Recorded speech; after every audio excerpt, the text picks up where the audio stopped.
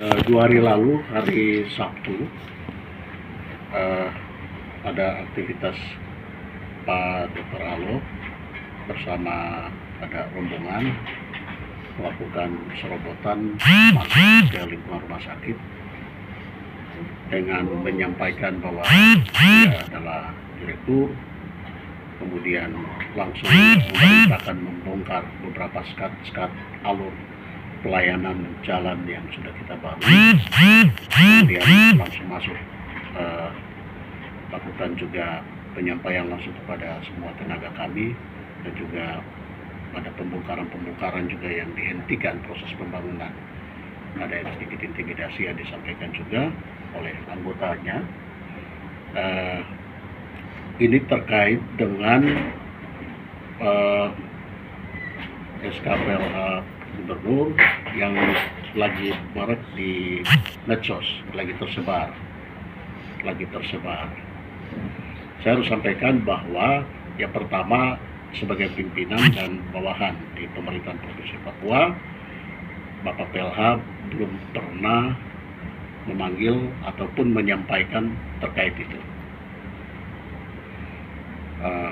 Kemudian dalam pertemuan terakhir bersama Pak PLH Gubernur di Inspektorat waktu itu, situ dihadiri juga semua kepala SKPD, beliau juga menyampaikan terkait berita-berita yang sebelumnya 1-2 minggu lalu mulai tersebar, bagaimana Pak Dr. Alo menyampaikan untuk dalam media meminta kepada Pak PLH diaktifkan kembali status pejabatnya sama seperti Kepala Dinas P&P dan Kadis Perhubungan.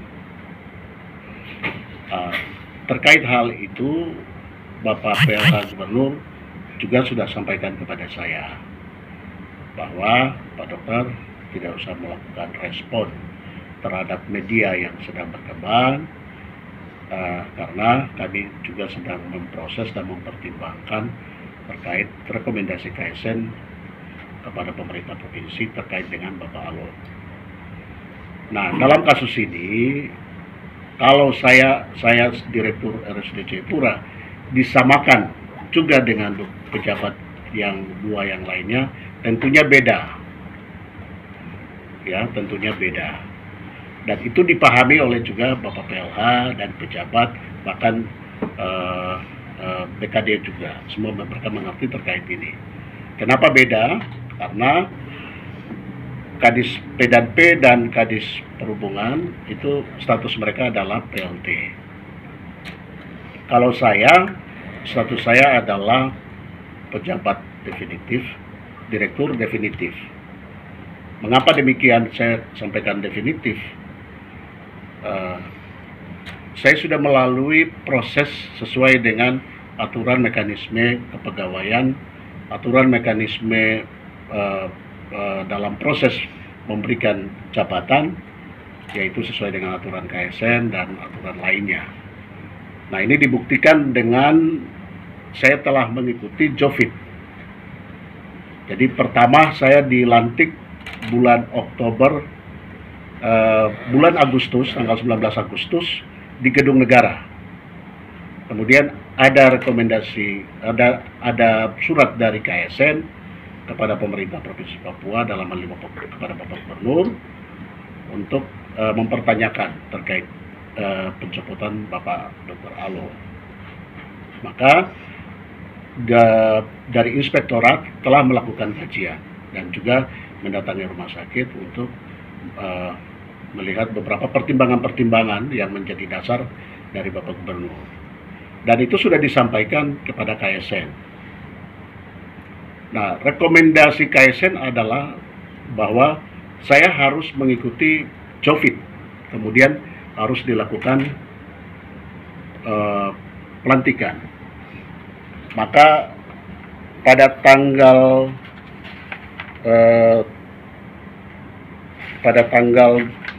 14 Oktober itu saya dilantik. Setelah melakukan Jovit, bukan hanya saya ya, dalam hal ini juga bersama Bapak Asisten 3, Bapak Gemur. Kami melakukan proses JOVID yang mana dipimpin oleh juga yang terlibat dalam uji kompetensi itu adalah Ketua KSN Provinsi Papua, Prof. Ya. Nah, dari hasil uji kompetensi itu, maka selanjutnya dilantik dari hasil itu. Maka saya dilantik pada berikutnya pada tanggal 14 Oktober. Waktu itu dilaksanakan di Kominfo, ya. Ini dasar SK-nya. Sedikit saya bacakan draft daripada SK Gubernur, SK Pelantikan, SK nomor 821.2 garis datar 5077 terkait pengangkatan pejabat pimpinan tinggi Pratama di lingkungan pemerintah Provinsi Papua. Membaca surat Ketua Komisi Aparatur Sipil Negara nomor B3522-JP.0001/10/2022 tanggal 12 Oktober 2022 tentang rekomendasi hasil uji kompetensi PPT Pratama di lingkungan Provinsi Papua. Maka menimbang, mengingat, dan memutuskan, ya, ini jelas bahwa ini adalah rekomendasi dan tindak lanjut melalui prosedur. Maka saya sudah dilantik pada tanggal 14 Oktober. Artinya bahwa hari ini saya bukan PLT, bahwa saya adalah gubernur, direktur definitif. Maka kalau memang ada yang menggantikan saya, maka dia harus melalui JOVID dan melalui pelantikan. Harus melalui itu. Artinya bahwa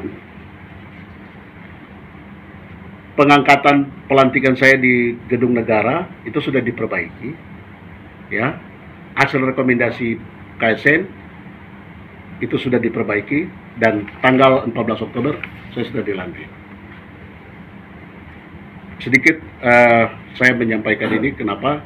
Karena dalam surat yang disampaikan beredar di medsos itu adalah isinya adalah menggagalkan pelantikan yang pada tanggal 19 Agustus 2021. Itu siapa yang dilantik? Ya, waktu itu saya yang dilantik. Jadi dalam surat PLH itu kan menggugurkan. Kemudian diangkat kembali Pak Dr. Aloh untuk menduduki jabatan. Tetapi saya sudah pada bulan Oktober melalui proses SK ini saya masih pegang. Saya sudah secara yuridis, secara hukum, kepegawaian, saya adalah direktur definitif. Sejak 19 Oktober itu? Sejak 14 Oktober 2022. Itu Bapak dilantik di sini di Iya, di Kominfo bersama Bapak Asisten 3, Bapak Gemur. Maka di sini dalam lampiran SK hanya kami berdua yang dilantik. Itu melalui proses KSN dan ini.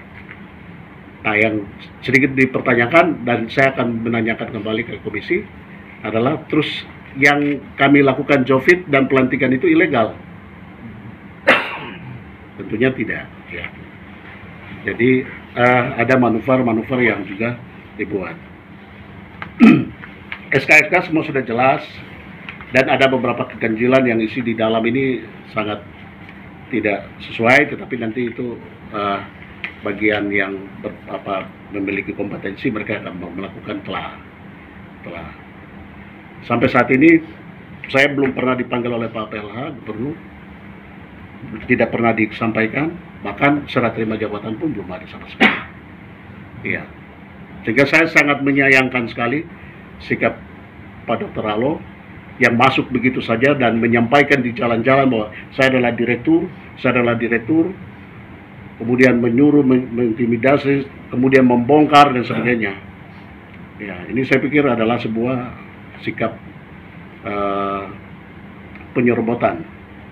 Jabatannya. Ya, penyerobotan. Ya, saya pikir beliau juga sangat paham, ya. Mestinya juga Pak PLH Sekda juga sangat paham terkait mekanisme regulasi yang ada. Ya. Berarti selama ini pemberitahuan baik dari BKD pun sama sekali tidak ada. Tidak ada. Surat ataupun apa? Tidak ada. Tidak ada sama sekali. Artinya SK yang untuk pengembalian Pak Dr. Alo itu belum ada penyampaian ke Bapak gitu. Sama sekali tidak ada. Saya juga kaget. Hanya beredar di medsos. Ya, beredar di medsos, kemudian saya konfirmasi ke pejabat lain yang berkompetensi, pun juga banyak juga yang menyampaikan, loh kok bisa gitu.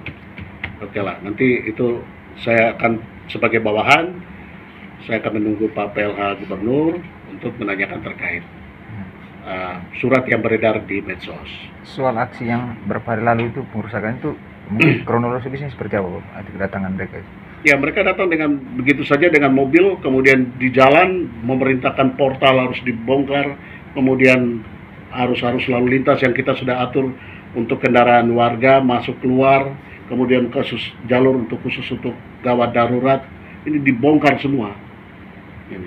Nah ini, dan kasus ini juga sudah dilaporkan ke pihak berwajib untuk kita tindak lanjuti. Mungkin yang rusak apa saja itu Pak?